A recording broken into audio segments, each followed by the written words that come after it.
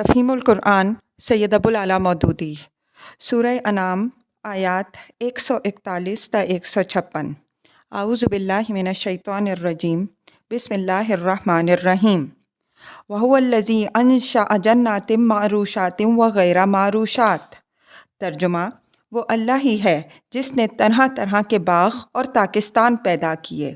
تفسیر: اصل میں جنات معروشات وغیرہ معروشات کے الفاظ استعمال کیے گئے ہیں، جن سے مراد دو طرح کے باغ ہیں۔ ایک وہ جن کی بیلیں چڑھائی جاتی ہیں، دوسرے وہ جن کے درخت خود اپنے تنوں پر کھڑے رہتے ہیں۔ ہماری زبان میں باغ کا لفظ صرف دوسری قسم کے باغوں کے لیے استعمال ہوتا ہے، اس لیے ہم نے جنات غیر معروشات کا ترجمہ باغ کیا ہے اور جنات معروشات کے لیے تاکستان یعنی انگوری باغ کا لفظ استعمال کیا ہے۔ وَالنَّخْلَ وَالزَّرْعَ مُخْتَلِفًا أُكُلُهُ۔ ترجمہ: اور نخلستان پیدا کیے اور کھیتیاں اگائیں جن سے قسم قسم کے معقولات حاصل ہوتے ہیں۔ وَالزَّيْتُونَ وَالرُّمَّانَ مُتَشَابِهًا وَغَيْرَ مُتَشَابِهٍ۔ ترجمہ: زیتون اور انار کے درخت پیدا کیے جن کے پھل صورت میں مشابہ اور مزے میں مختلف ہوتے ہیں۔ کُلُوا مِن ثَمَرِهِ إِذَا أَثْمَرَ وَآتُوا حَقَّهُ يَوْمَ حَصَادِهِ۔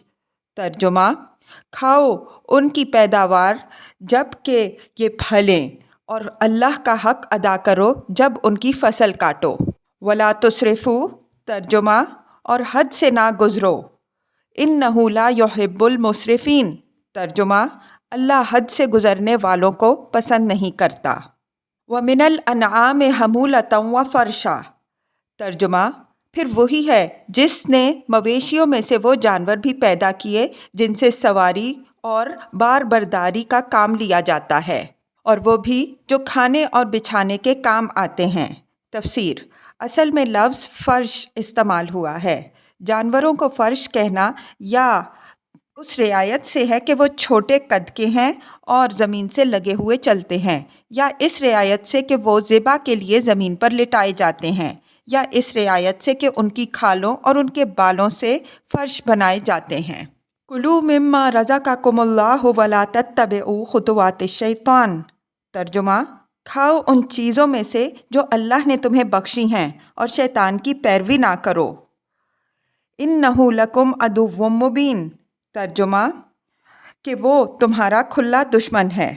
تفسیر: سلسلہ کلام پر نظر کرنے سے صاف معلوم ہوتا ہے کہ یہاں اللہ تعالیٰ تین باتیں ذہن نشین کرانا چاہتا ہے۔ ایک یہ کہ یہ باغ اور کھیت اور یہ جانور جو تم حاصل کرتے ہو، یہ سب اللہ کے بخشے ہوئے ہیں، کسی دوسرے کا اس بخشش میں کوئی حصہ نہیں، اس لیے بخشش کے شکریے میں بھی کسی کا کوئی حصہ نہیں ہو سکتا۔ دوسرے یہ کہ جب یہ چیزیں اللہ کی بخشش ہیں تو ان کے استعمال میں اللہ ہی کے قانون کی پیروی ہونی چاہیے۔ کسی دوسرے کو حق نہیں پہنچتا کہ ان کے استعمال پر اپنی طرف سے حدود مقرر کر دے۔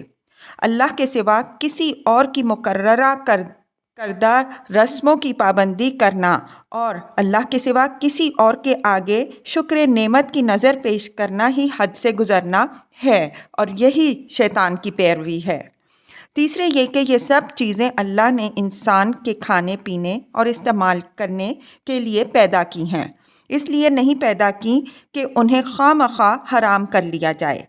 اپنے اوہام اور قیاسات کی بنا پر جو پابندیاں لوگوں نے خدا کے رزق اور اس کی بخشی ہوئی چیزوں کے استعمال پر عائد کر لی ہیں، وہ سب منشاء الہی کے خلاف ہیں۔ ثمانیۃ ازواج من الضأن اثنین ومن المعز اثنین۔ ترجمہ: یہ 8 نر و مادہ ہیں، 2 بھیڑ کی قسم سے اور 2 بکری کی قسم سے۔ قُلْ آذَکرَیْنِ حَرَّمَ أَمِ الْأُنثَیَیْنِ۔ ترجمہ: اے محمد صلی اللہ علیہ وسلم، ان سے پوچھو کہ اللہ نے ان کے نر حرام کیے ہیں یا مادہ۔ أَمَّا اشْتَمَلَتْ عَلَیْہِ أَرْحَامُ الْأُنثَیَیْنِ۔ ترجمہ: یا وہ بچے جو بھیڑوں اور بکریوں کے پیٹ میں ہوں۔ نَبِّئُونِی بِعِلْمٍ إِن کُنتُم صادقین۔ ترجمہ: ٹھیک ٹھیک علم کے ساتھ مجھے بتاؤ اگر تم سچے ہو۔ تفسیر یعنی گمان و وہم یا آبائی روایات نہ پیش کرو بلکہ علم پیش کرو اگر وہ تمہارے پاس ہو۔ وَمِنَ الْإِبِلِ اثْنَيْنِ وَمِنَ الْبَقَرِ اثْنَيْنِ ترجمہ اور اسی طرح 2 اونٹ کی قسم سے اور 2 گائے کی قسم سے۔ قُلْ آذَكَرَيْنِ حَرَّمَ أَمِ الْأُنثَيَيْنِ أَمَّا اشْتَمَلَتْ عَلَيْهِ أَرْحَامُ الْأُنثَيَيْنِ ترجمہ ان سے پوچھو ان کے نر اللہ نے حرام کیے ہیں یا مادہ یا وہ بچے جو اونٹنی اور گائے کے پیٹ میں ہوں۔ تفسیر یہ سوال اس تفصیل کے ساتھ ان کے سامنے اس لیے پیش کیا گیا کہ ان پر خود اپنے ان توہمات کی غیر معقولیت واضح ہو جائے۔ یہ بات کہ ایک ہی جانور کا نر حلال ہو اور مادہ حرام، یا مادہ حلال ہو اور نر حرام، یا جانور خود حلال ہو مگر اس کا بچہ حرام، یہ صریحاً ایسی نامعقول بات ہے کہ عقل سلیم اسے ماننے سے انکار کرتی ہے، اور کوئی ذی عقل انسان یہ تصور نہیں کر سکتا کہ خدا نے ایسی لغویات کا حکم دیا ہو۔ پھر جس طریقے سے قرآن نے اہل عرب کو ان کے ان توہمات کی غیر معقولیت سمجھانے کی کوشش کی ہے، بعینیہ اسی طریقے پر دنیا کی ان دوسری قوموں کو بھی ان کے توہمات کی لغویات پر متنبع کیا جا سکتا ہے، جن کے اندر کھانے پینے کی چیزوں میں حرمت و حلت کی غیر معقول پابندیاں اور چھوت چھات کی قیود پائی جاتی ہیں۔ ام کنتم شہداء اذ وصاکم اللہ بہذا ترجمہ کیا تم اس وقت حاضر تھے جب اللہ نے ان کے حرام ہونے کا حکم تمہیں دیا تھا؟ فمن اظلم ممن افتری علی اللہ کذبا ترجمہ پھر اس شخص سے بڑھ کر ظالم اور کون ہوگا جو اللہ کی طرف منسوب کر کے جھوٹی بات کہے۔ لیضل الناس بغیر علم ترجمہ تاکہ علم کے بغیر لوگوں کی غلط رہنمائی کرے۔ ان اللہ لا یہدی القوم الظالمین ترجمہ یقیناً اللہ ایسے ظالم لوگوں کو راہ راست نہیں دکھاتا۔ قل لا اجد فیما اوحی الی محرما علی طاعم یطعمہ الا ان یکون میتۃ او دما مسفوحا او لحم الخنزیر ترجمہ اے محمد صلی اللہ علیہ وسلم ان سے کہو کہ جو وحی میرے پاس آئی ہے اس میں تو میں کوئی چیز ایسی نہیں پاتا کسی کھانے والے پر جو حرام ہو، الا یہ کہ وہ مردار ہو یا بہایا ہوا خون ہو یا سور کا گوشت ہو۔ فَإِنَّهُ رِجْسٌ أَوْ فِسْقٌ أُحِلَّ لِغَيْرِ اللَّهِ بِهِ ترجمہ کہ وہ ناپاک ہے یا فسق ہو کہ اللہ کے سوا کسی اور کے نام پر ذبح کیا گیا ہو۔ تفسیر یہ مضمون سورہ بقرہ آیات 73 اور سورہ مائدہ آیت 3 میں گزر چکا ہے اور آگے سورہ نحل آیت 115 میں آنے والا ہے۔ سورہ بقرہ کی آیت اور اس آیت میں بظاہر اتنا اختلاف پایا جاتا ہے کہ وہاں محض خون کہا گیا تھا اور یہاں خون کے ساتھ مسفوح کی قید لگا دی گئی، یعنی ایسا خون جو کسی جانور کو زخمی کر کے یا ذبح کر کے نکالا گیا ہو، مگر دراصل یہ اختلاف نہیں ہے بلکہ اس حکم کی تشریح ہے۔ اس طرح سورہ مائدہ کی آیت میں ان 4 چیزوں کے علاوہ چند اور چیزوں کی حرمت کا ذکر بھی ملتا ہے، یعنی وہ جانور جو گلا گھٹ کر مرا ہو یا چوٹ کھا کر یا بلندی سے گر کر یا ٹکر کھا کر مرا ہو یا جیسے کسی درندے نے پھاڑا ہو۔ لیکن فی الحقیقت یہ بھی اختلاف نہیں ہے بلکہ ایک تشریح ہے جس سے معلوم ہوتا ہے کہ جو جانور اس طور پر ہلاک ہوئے ہوں وہ بھی مردار کی تعریف میں آتے ہیں۔ فقہائے اسلام میں سے ایک گروہ اس بات کا قائل ہے کہ حیوانی غذاؤں میں سے یہی 4 چیزیں حرام ہیں اور ان کے سوا ہر چیز کا کھانا جائز ہے۔ یہی مسلک حضرت عبداللہ بن عباس رضی اللہ عنہ اور حضرت عائشہ رضی اللہ عنہا کا تھا، لیکن متعدد احادیث سے معلوم ہوتا ہے کہ نبی صلی اللہ علیہ وسلم نے بعض چیزوں کے کھانے سے یا تو منع فرمایا ہے یا ان پر کراہت کا اظہار فرمایا ہے۔ مثلاً پالتو گدھے، کچلیوں والے درندے اور پنجوں والے پرندے۔ اس وجہ سے اکثر فقہا تحریم کو ان 4 چیزوں تک محدود نہیں مانتے بلکہ دوسری چیزوں تک اسے وسیع قرار دیتے ہیں، مگر اس کے بعد پھر مختلف چیزوں کی حلت و حرمت میں فقہا کے درمیان اختلاف ہوا۔ مثلاً پالتو گدھے کو امام ابو حنیفہ، امام مالک اور امام شافعی رحمہم اللہ حرام قرار دیتے ہیں، لیکن بعض دوسرے فقہا کہتے ہیں کہ وہ حرام نہیں، بلکہ کسی وجہ سے نبی صلی اللہ علیہ وسلم نے ایک موقع پر اس کی ممانعت فرما دی تھی۔ درندہ جانوروں اور شکاری پرندوں اور مردار خور حیوانات کو حنفیہ مطلقاً حرام قرار دیتے ہیں، مگر امام مالک اور اوزاعی رحمہم اللہ کے نزدیک شکاری پرندے حلال ہیں۔ لیث رحمہم اللہ کے نزدیک بلی حلال ہے۔ امام شافعی رحمہ اللہ کے نزدیک صرف وہ درندے حرام ہیں جو انسان پر حملہ کرتے ہیں، جیسے شیر، بھیڑیا، چیتا وغیرہ۔ اکرمہ کے نزدیک کوا اور بچھو بھی حرام نہیں ہیں۔ اسی طرح حنفیہ تمام حشرات الارض کو حرام قرار دیتے ہیں، مگر ابن ابی لیلہ، امام مالک اور اوزاعی رحمہم اللہ کے نزدیک سانپ حلال ہے۔ ان تمام مختلف اقوال اور ان کے دلائل پر غور کرنے سے یہ بات صاف معلوم ہوتی ہے کہ دراصل شریعت الہی میں قطعی حرمت ان 4 ہی چیزوں کی ہے جن کا ذکر قرآن میں کیا گیا ہے۔ ان کے سوا دوسری حیوانی غذاؤں میں مختلف درجوں کی کراہت ہے۔ جن چیزوں کی کراہت صحیح روایات کے مطابق نبی صلی اللہ علیہ وسلم سے ثابت ہے وہ حرمت کے درجے سے قریب تر ہیں، اور جن چیزوں میں فقہا کے درمیان اختلاف ہوا ہے ان کی کراہت مشکوک ہے۔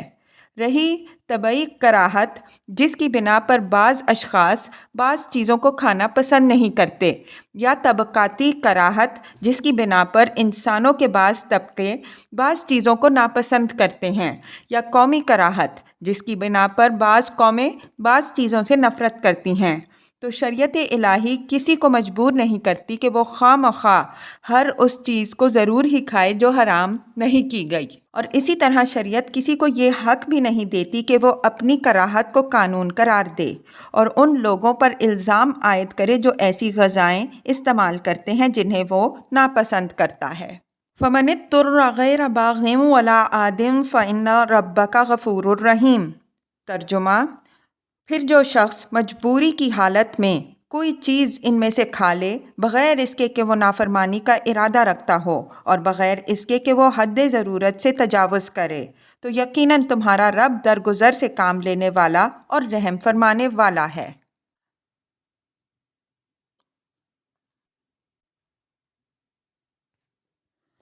وَعَلَى الَّذِينَ هَادُوا حَرَّمْنَا كُلَّ ذِي ظُفُرٍ۔ ترجمہ: اور جن لوگوں نے یہودیت اختیار کی ان پر ہم نے سب ناخن والے جانور حرام کر دیے تھے۔ وَمِنَ الْبَقَرِ وَالْغَنَمِ حَرَّمْنَا عَلَيْهِمْ شُحُومَهُمَا إِلَّا مَا حَمَلَتْ ظُهُورُهُمَا أَوِ الْحَوَايَا أَوْ مَا اخْتَلَطَ بِعَظْمٍ۔ ترجمہ: اور گائے اور بکری کی چربی بھی بجز اس کے جو ان کی پیٹھ یا ان کی آنتوں سے لگی ہوئی ہو یا ہڈی سے لگی رہ جائے۔ ذَلِكَ جَزَيْنَاهُمْ بِبَغْيِهِمْ۔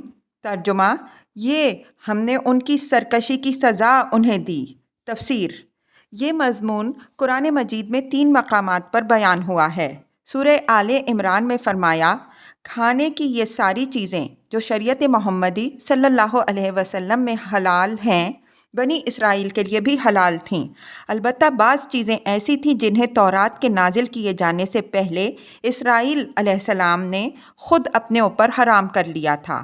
ان سے کہو کہ لاؤ تورات اور پیش کرو اس کی کوئی عبارت اگر تم اپنے اعتراض میں سچے ہو۔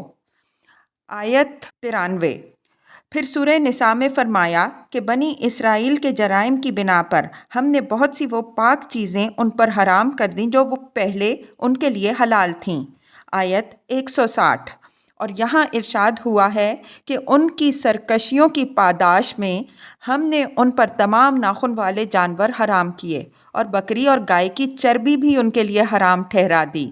ان تینوں آیتوں کو جمع کرنے سے معلوم ہوتا ہے کہ شریعت محمدی صلی اللہ علیہ وسلم اور یہودی فقہ کے درمیان حیوانی غذاؤں کی حلت و حرمت کے معاملے میں جو فرق پایا جاتا ہے وہ دو وجوہ پر مبنی ہے۔ ایک یہ کہ نزول تورات سے صدیوں پہلے حضرت یعقوب علیہ السلام اسرائیل نے بعض چیزوں کا استعمال چھوڑ دیا تھا اور ان کے بعد ان کی اولاد بھی ان چیزوں کی تارک رہی، حتیٰ کہ یہودی فقہا نے ان کو باقاعدہ حرام سمجھ لیا اور ان کی حرمت تورات میں لکھ دی۔ ان اشیاء میں اونٹ اور خرگوش اور صافان شامل ہیں۔ آج بائبل میں تورات کے جو اجزاء ہم کو ملتے ہیں ان میں ان تینوں چیزوں کی حرمت کا ذکر ہے۔ احبار باب 11 آیات 4 تا 6، استثناء باب 14 آیت 7۔ لیکن قرآن مجید میں یہودیوں کو جو چیلنج دیا گیا تھا کہ لاؤ تورات اور دکھاؤ یہ چیزیں کہاں حرام لکھی گئی ہیں، اس سے معلوم ہوا کہ تورات میں ان احکام کا اضافہ اس کے بعد کیا گیا، کیونکہ اگر اس وقت تورات میں یہ احکام موجود ہوتے تو بنی اسرائیل فوراً لا کر پیش کر دیتے۔ دوسرا فرق اس وجہ پر مبنی ہے کہ اللہ تعالیٰ کی نازل کی ہوئی شریعت سے جب یہودیوں نے بغاوت کی اور آپ اپنے شارع بن بیٹھے تو انہوں نے بہت سی پاک چیزوں کو اپنی منہ شگافیوں سے خود حرام کر لیا، اور اللہ تعالیٰ نے سزا کے طور پر انہیں اس غلط فہمی میں مبتلا رہنے دیا۔ ان اشیاء میں ایک تو ناخن والے جانور شامل ہیں، یعنی شتر مرغ، کاز، بت وغیرہ۔ دوسرے گائے اور بکری کی چربی۔ بائبل میں ان دونوں قسم کی حرمتوں کو احکام تورات میں داخل کر دیا گیا ہے۔ احبار باب 11 آیات 16 تا 18، استثناء باب 14 آیات 14 تا 16، احبار باب 3 آیات 7 اور باب 7 آیات 22 تا 23۔ لیکن سورہ نساء سے معلوم ہوتا ہے کہ یہ چیزیں تورات میں حرام نہ تھیں، بلکہ حضرت عیسیٰ علیہ السلام کے بعد حرام ہوئیں، اور تاریخ بھی شہادت دیتی ہے کہ موجودہ یہودی شریعت کی تدوین 2 صدی عیسوی کے آخر میں ربی یہودا کے ہاتھوں مکمل ہوئی۔ رہا یہ سوال کہ پھر ان چیزوں کے متعلق یہاں اور سورہ نساء میں اللہ تعالیٰ نے حرمنا، ہم نے حرام کر دیا کا لفظ کیوں استعمال کیا، تو اس کا جواب یہ ہے کہ خدائی تحریم کی صرف یہی ایک صورت نہیں ہے کہ وہ کسی پیغمبر اور کتاب کے ذریعے سے کسی چیز کو حرام کرے، بلکہ اس کی ایک صورت یہ بھی ہے کہ وہ اپنے باغی بندوں پر بناوٹی شعراؤں اور جعلی قانون سازوں کو مسلط کر دے اور وہ ان پر طیبات کو حرام کر دیں۔ پہلی قسم کی تحریم خدا کی طرف سے رحمت کے طور پر ہوتی ہے، اور دوسری یہ تحریم اس کی پھٹکار اور سزا کی حیثیت سے ہوا کرتی ہے۔ وَإِنَّا لَصَادِقُونَ، ترجمہ، اور یہ جو کچھ ہم کہہ رہے ہیں بالکل سچ کہہ رہے ہیں۔ فَإِن كَذَّبُوكَ فَقُلْ رَبُّكُمْ ذُو رَحْمَةٍ وَاسِعَةٍ، ترجمہ، اب اگر وہ تمہیں جھٹلائیں تو ان سے کہہ دو کہ تمہارا رب کا دامن رحمت وسیع ہے۔ وَلَا يُرَدُّ بَأْسُهُ عَنِ الْقَوْمِ الْمُجْرِمِينَ، ترجمہ، اور مجرموں سے اس کے عذاب کو پھیرا نہیں جا سکتا۔ تفسیر، یعنی اگر تم اب بھی اپنی نافرمانی کی روش سے باز آ جاؤ اور بندگی کے صحیح رویے کی طرف پلٹ آؤ تو اپنے رب کے دامن رحمت کو اپنے لیے کشادہ پاؤ گے، لیکن اگر اپنی اسی مجرمانہ و باغیانہ روش پر اڑے رہو گے تو خوب جان لو کہ اس کے غضب سے بھی پھر کوئی بچانے والا نہیں۔ سَيَقُولُ الَّذِينَ أَشْرَكُوا لَوْ شَاءَ اللَّهُ مَا أَشْرَكْنَا وَلَا آبَاؤُنَا وَلَا حَرَّمْنَا مِنْ شَيْءٍ، ترجمہ، یہ مشرک لوگ تمہاری ان باتوں کے جواب میں ضرور کہیں گے کہ اگر اللہ چاہتا تو نہ ہم شرک کرتے اور نہ ہمارے باپ دادا اور نہ ہم کسی چیز کو حرام ٹھہراتے۔ تفسیر، یعنی وہ اپنے جرم اور اپنی غلط کاری کے لیے وہی پرانا عذر پیش کریں گے جو ہمیشہ سے مجرم اور غلط کار لوگ پیش کرتے رہے ہیں۔ وہ کہیں گے کہ ہمارے حق میں اللہ کی مشیت یہی ہے کہ ہم شرک کریں اور جن چیزوں کو ہم نے حرام ٹھہرا رکھا ہے انہیں حرام ٹھہرائیں، ورنہ اگر خدا نہ چاہتا کہ ہم ایسا کریں تو کیوں کر ممکن تھا کہ یہ افعال ہم سے صادر ہوتے۔ بس چونکہ ہم اللہ کی مشیت کے مطابق یہ سب کچھ کر رہے ہیں، اس لیے درست کر رہے ہیں۔ اس کا الزام اگر ہے تو ہم پر نہیں، اللہ پر ہے، اور جو کچھ ہم کر رہے ہیں ایسا ہی کرنے پر مجبور ہیں کہ اس کے سوا کچھ اور کرنا ہماری قدرت سے باہر ہے۔ كَذَلِكَ كَذَّبَ الَّذِينَ مِن قَبْلِهِمْ حَتَّى ذَاقُوا بَأْسَنَا۔ ترجمہ: ایسی ہی باتیں بنا بنا کر ان سے پہلے کے لوگوں نے بھی حق کو جھٹلایا تھا، یہاں تک کہ آخر کار ہمارے عذاب کا مزہ انہوں نے چکھ لیا۔ قُلْ هَلْ عِندَكُم مِّنْ عِلْمٍ فَتُخْرِجُوهُ لَنَا۔ ترجمہ: ان سے کہو کہ کیا تمہارے پاس کوئی علم ہے جسے ہمارے سامنے پیش کرو۔ إِن تَتَّبِعُونَ إِلَّا الظَّنَّ وَإِنْ أَنْتُمْ إِلَّا تَخْرُصُونَ۔ ترجمہ: تم تو محض گمان پر چل رہے ہو اور نری قیاس آرائیاں کرتے ہو۔ قُلْ فَلِلَّهِ الْحُجَّةُ الْبَالِغَةُ۔ ترجمہ: پھر کہو، تمہاری اس حجت کے مقابلے میں حقیقت رس حجت تو اللہ کے پاس ہے۔ وَلَوْ شَاءَ لَهَدَاكُمْ أَجْمَعِينَ۔ ترجمہ: اگر بے شک اللہ چاہتا تو تم سب کو ہدایت دے دیتا۔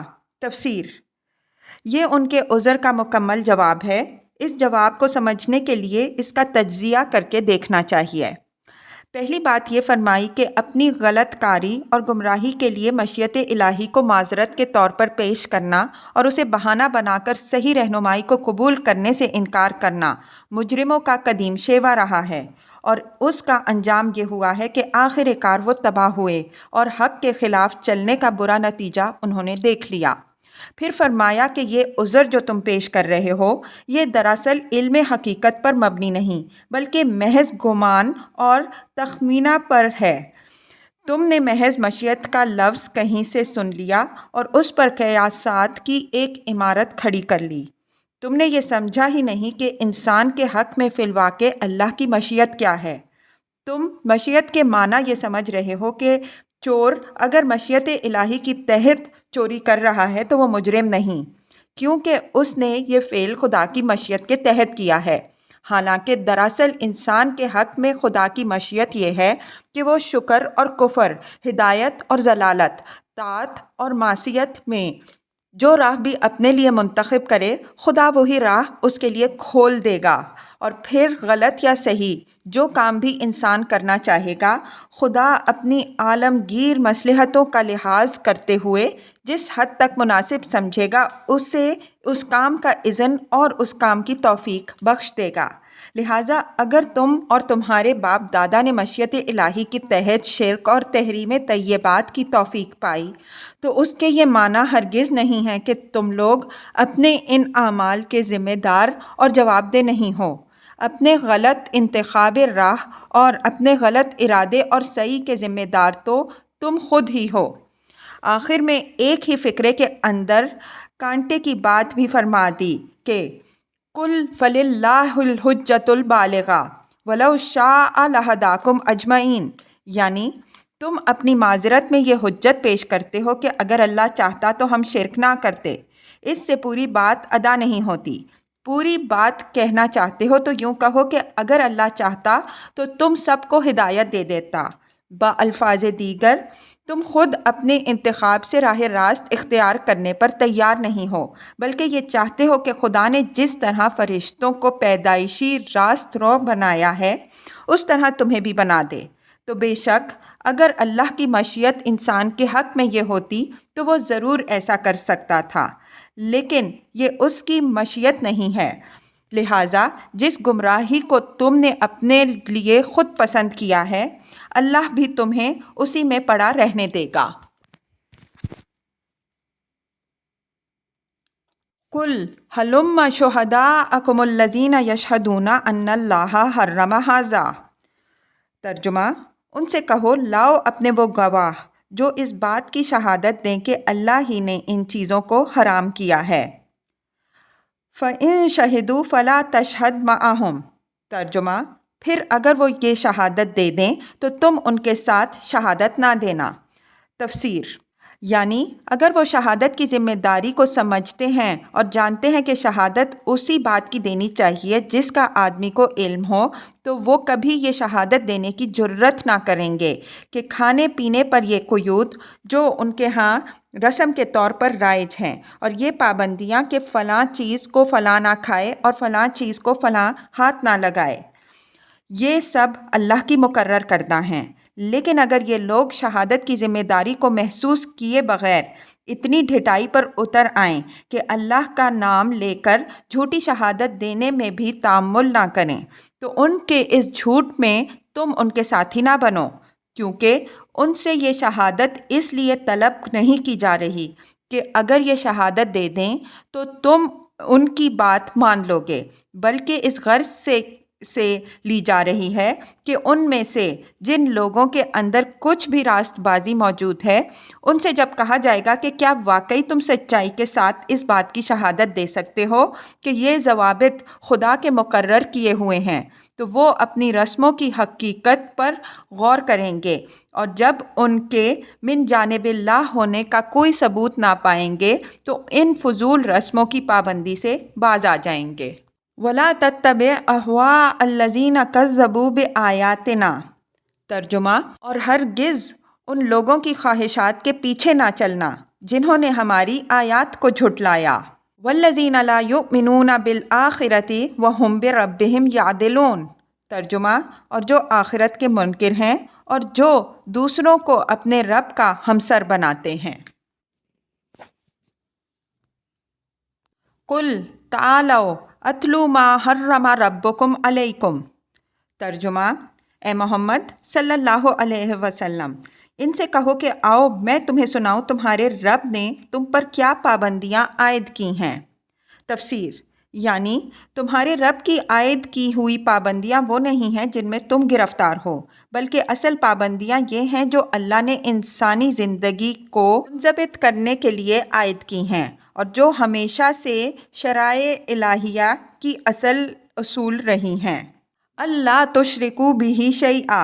ترجمہ: یہ کہ اس کے ساتھ کسی کو شریک نہ کرو، یعنی تفسیر: یعنی نہ خدا کی ذات میں کسی کو اس کا شریک ٹھہراؤ، نہ اس کی صفات میں، نہ اس کے اختیارات میں، اور نہ اس کے حقوق میں۔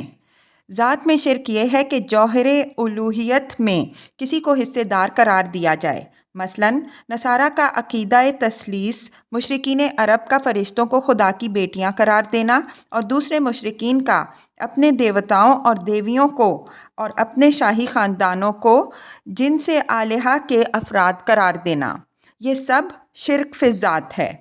صفات میں شرک یہ ہے کہ خدائی صفات جیسی کہ وہ خدا کے لیے ہیں ویسا ہی ان کو یا ان میں سے کسی صفت کو کسی دوسرے کے لیے قرار دینا۔ مثلاً کسی کے متعلق یہ سمجھنا کہ اس پر غیب کی ساری حقیقتیں روشن ہیں، یا وہ سب کچھ سنتا اور دیکھتا ہے، یا وہ تمام نقائص اور تمام کمزوریوں سے منزہ اور بالکل بے خطا ہے۔ اختیارات میں شرک یہ ہے کہ خدا ہونے کی حیثیت سے جو اختیارات صرف اللہ کے لیے خاص ہیں، ان کو یا ان میں سے کسی کو اللہ کے سوا کسی اور کے لیے تسلیم کیا جائے۔ مثلاً فوق الفطری طریقے سے نفع و ضرر پہنچانا، حاجت روائی اور دستگیری کرنا، محافظت اور نگہبانی کرنا، دعائیں سننا اور قسمتوں کو بنانا اور بگاڑنا، نیز حرام و حلال اور جائز و ناجائز کی حدود مقرر کرنا، اور انسانی زندگی کے لیے قانون و شرع تجویز کرنا، یہ سب خداوندی کے مخصوص اختیارات ہیں جن میں سے کسی کو غیر اللہ کے لیے تسلیم کرنا شرک ہے۔ حقوق میں شرک یہ ہے کہ خدا ہونے کی حیثیت سے بندوں پر خدا کے جو مخصوص حقوق ہیں وہ یا ان میں سے کوئی حق خدا کے سوا کسی اور کے لیے مانا جائے۔ مثلاً رکوع و سجود، دست بستہ قیام، سلامی و آستانہ بوسی، شکر نعمت یا اعتراف برتری کے لیے نذر و نیاز اور قربانی، قضائے حاجات اور رفع مشکلات کے لیے منت، مصائب و مشکلات میں مدد کے لیے پکارا جانا، اور ایسی ہی پرستش اور تعظیم اور تمجید کی دوسری تمام صورتیں اللہ کے مخصوص حقوق میں سے ہیں۔ اسی طرح ایسا محبوب ہونا کہ اس کی محبت پر دوسری سب محبتیں قربان کی جائیں، اور ایسا مستحق تقوی و خشیت ہونا کہ غیب و شہادت میں اس کی ناراضگی اور اس کے حکم کی خلاف ورزی سے ڈرا جائے۔ یہ بھی صرف اللہ کا حق ہے، اور یہ بھی اللہ ہی کا حق ہے کہ اس کی غیر مشروط اطاعت کی جائے، اور اس کی ہدایت کو صحیح اور غلط کا معیار مانا جائے، اور کسی ایسی اطاعت کا حلقہ اپنی گردن میں نہ ڈالا جائے جو اللہ کی اطاعت سے آزاد ایک مستقل اطاعت ہو، اور جس کے حکم کے لیے اللہ کے حکم کی سند نہ ہو۔ ان حقوق میں سے جو حق بھی دوسرے کو دیا جائے گا وہ اللہ کا شریک ٹھہرے گا، خواہ اس کو خدائی ناموں میں سے کوئی نام دیا جائے یا نہ دیا جائے۔ وَبِالْوَالِدَيْنِ إِحْسَانًا، ترجمہ، اور والدین کے ساتھ نیک سلوک کرو۔ تفسیر: نیک سلوک میں ادب، تعظیم، اطاعت، رضا جوئی، خدمت سب داخل ہیں۔ والدین کے اس حق کو قرآن میں ہر جگہ توحید کے حکم کے بعد بیان فرمایا گیا ہے، جس سے صاف ظاہر ہوتا ہے کہ خدا کے بعد بندوں کے حقوق میں سے سب سے مقدم حق انسان پر اس کے والدین کا ہے۔ وَلَا تَقْتُلُوا أَوْلَادَكُم مِّنْ إِمْلَاقٍ، ترجمہ، اور اپنی اولاد کو مفلسی کے ڈر سے قتل نہ کرو۔ نَحْنُ نَرْزُقُكُمْ وَإِيَّاهُمْ، ترجمہ، ہم تمہیں بھی رزق دیتے ہیں اور ان کو بھی دیں گے۔ وَلَا تَقْرَبُوا الْفَوَاحِشَ مَا ظَهَرَ مِنْهَا وَمَا بَطَنَ، ترجمہ، اور بے شرمی کی باتوں کے قریب بھی نہ جاؤ، خواہ وہ کھلی ہوں یا چھپی۔ تفسیر: اصل میں لفظ فواحش استعمال ہوا ہے جس کا اطلاق ان تمام افعال پر ہوتا ہے جن کی برائی بالکل واضح ہے۔ قرآن میں زنا، عمل قوم لوط، برہنگی، جھوٹی تہمت اور باپ کی منکوحہ سے نکاح کرنے کو فحش افعال میں شمار کیا گیا ہے۔ حدیث میں چوری اور شراب نوشی اور بھیک مانگنے کو من جملہ فواحش کہا گیا ہے۔ اسی طرح دوسرے تمام شرمناک افعال بھی فواحش میں داخل ہیں، اور ارشاد الہی یہ ہے کہ اس قسم کے افعال نہ اعلانیہ کیے جائیں نہ چھپ کر۔ وَلَا تَقْتُلُوا النَّفْسَ الَّتِي حَرَّمَ اللَّهُ إِلَّا بِالْحَقِّ، ترجمہ، اور کسی جان کو جسے اللہ نے محترم ٹھہرایا ہے ہلاک نہ کرو مگر حق کے ساتھ۔ تفسیر: یعنی انسانی جان جو فی الاصل خدا کی طرف سے حرام ٹھہرائی گئی ہے ہلاک نہ کی جائے مگر حق کے ساتھ۔ اب رہا یہ سوال کہ حق کے ساتھ کا کیا مفہوم ہے، تو اس کی 3 صورتیں قرآن میں بیان کی گئی ہیں، اور 2 صورتیں اس پر زائد نبی صلی اللہ علیہ وسلم نے بیان فرمائی ہیں۔ قرآن کی بیان کردہ صورتیں یہ ہیں: نمبر 1، انسان کسی دوسرے انسان کے قتل عمد کا مجرم ہو اور اس پر قصاص کا حق قائم ہو گیا ہو۔ نمبر 2، دین حق کے قیام کی راہ میں مزاحم ہو اور اس سے جنگ کیے بغیر چارہ نہ رہے۔ نمبر 3، دارالاسلام کے حدود میں بدامنی پھیلائے یا اسلامی نظام حکومت کو الٹنے کی سعی کرے۔ باقی 2 صورتیں جو حدیث میں ارشاد ہوئی ہیں یہ ہیں: نمبر 4، شادی شدہ ہونے کے باوجود جو زنا کرے۔ نمبر 5، ارتداد یا خروج از جماعت کا مرتکب ہو۔ ان 5 صورتوں کے سوا کسی صورت میں انسان کا قتل انسان کے لیے حلال نہیں ہے، خواہ وہ مومن ہو یا ذمی یا عام کافر۔ ذالکم وصاکم بہ لعلکم تعقلون، ترجمہ، یہ باتیں ہیں جن کی ہدایت اس نے تمہیں کی ہے، شاید کہ تم سمجھ بوجھ سے کام لو۔ وَلَا تَقْرَبُوا مَالَ الْيَتِيمِ إِلَّا بِالَّتِي هِيَ أَحْسَنُ، ترجمہ، اور یہ کہ یتیم کے مال کے قریب نہ جاؤ مگر ایسے طریقے سے جو بہترین ہو۔ تفسیر: یعنی ایسا طریقہ جو زیادہ سے زیادہ بے غرضی، نیک نیتی اور یتیم کی خیر خواہی پر مبنی ہو، اور جس پر خدا اور خلق کسی کی طرف سے بھی تم اعتراض کے مستحق نہ ہو۔ حَتَّى يَبْلُغَ أَشُدَّهُ، ترجمہ، یہاں تک کہ وہ اپنے سن رشد کو پہنچ جائے۔ وَأَوْفُوا الْكَيْلَ وَالْمِيزَانَ بِالْقِسْطِ، ترجمہ، اور ناپ تول میں پورا انصاف کرو۔ لَا نُكَلِّفُ نَفْسًا إِلَّا وُسْعَهَا، ترجمہ، ہم ہر شخص پر ذمہ داری کا اتنا ہی بار رکھتے ہیں جتنا اس کے امکان میں ہے۔ تفسیر: یہ اگرچہ شریعت الہی کا ایک مستقل اصول ہے، لیکن یہاں اس کے بیان کرنے کا مقصد یہ ہے کہ جو شخص اپنی حد تک ناپ تول اور لین دین کے معاملات میں راستی اور انصاف سے کام لینے کی کوشش کرے، وہ اپنی ذمہ داری سے سبکدوش ہو جائے گا۔ بھول چوک یا نادانستہ کمی بیشی ہو جانے پر اس سے باز پرس نہ ہوگی۔ وَإِذَا قُلْتُمْ فَاعْدِلُوا وَلَوْ كَانَ ذَا قُرْبَىٰ۔ ترجمہ: اور جب بات کہو انصاف کی کہو، خواہ معاملہ اپنے رشتہ دار ہی کا کیوں نہ ہو۔ وَبِعَہْدِ اللَّهِ أَوْفُوا۔ ترجمہ: اور اللہ کے عہد کو پورا کرو۔ تفسیر: اللہ کے عہد سے مراد وہ عہد بھی ہے جو انسان اپنے خدا سے کرے، اور وہ بھی جو خدا کا نام لے کر بندوں سے کرے، اور وہ بھی جو انسان اور خدا اور انسان کے درمیان اسی وقت آپ سے آپ بندھ جاتا ہے جس وقت ایک شخص خدا کی زمین میں ایک انسانی سوسائٹی کے اندر پیدا ہوتا ہے۔ پہلے دونوں عہد شعوری اور ارادی ہیں، اور یہ تیسرا عہد ایک فطری عہد، نیچرل کانٹریکٹ ہے، جس کے باندھنے میں اگرچہ انسان کے ارادے کا کوئی دخل نہیں، لیکن واجب الاحترام ہونے میں یہ پہلے دونوں عہدوں سے کہیں کم نہیں ہے۔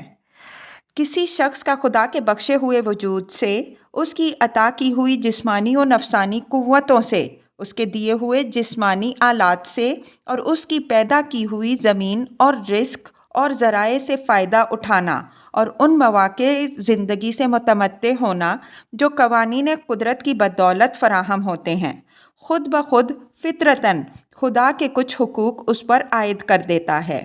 اور اسی طرح آدمی کا ایک ماں کے پیٹ میں اس کے خون سے پرورش پانا، ایک باپ کی محنتوں سے بسے ہوئے گھر میں پیدا ہونا، اور ایک اجتماعی زندگی کے بے شمار مختلف اداروں سے مختلف صورتوں میں متمتع ہونا، اعلیٰ قدر مراتب اس کے ذمے بہت سے افراد اور اجتماعی اداروں کے حقوق بھی عائد کر دیتا ہے۔ انسان کا خدا سے اور انسان کا سوسائٹی سے یہ عہد کسی کاغذ پر لکھا نہیں ہے، مگر اس کے رونگٹے رونگٹے پر ثبت ہے۔ اسی عہد کی طرف سورہ بقرہ آیت 27 میں اشارہ کیا گیا ہے کہ فاسق وہ ہیں جو اللہ کے عہد کو اس کی استواری کے بعد توڑتے ہیں، اور جسے اللہ نے جوڑنے کا حکم دیا ہے اسے کاٹتے ہیں اور زمین میں فساد پھیلاتے ہیں۔ اور اسی کا ذکر آگے چل کر سورہ اعراف آیت 172 میں آتا ہے کہ اللہ نے ازل میں آدم علیہ السلام کی پیٹھ سے ان کی ذریت کو نکال کر ان سے شہادت طلب کی تھی کہ کیا میں تمہارا رب نہیں ہوں، اور انہوں نے اقرار کیا تھا کہ ہاں ہم گواہ ہیں۔ ذالکم وصاکم بہ لعلکم تذکرون۔ ترجمہ: ان باتوں کی ہدایت اللہ تمہیں دیتا ہے شاید کہ تم نصیحت قبول کرو۔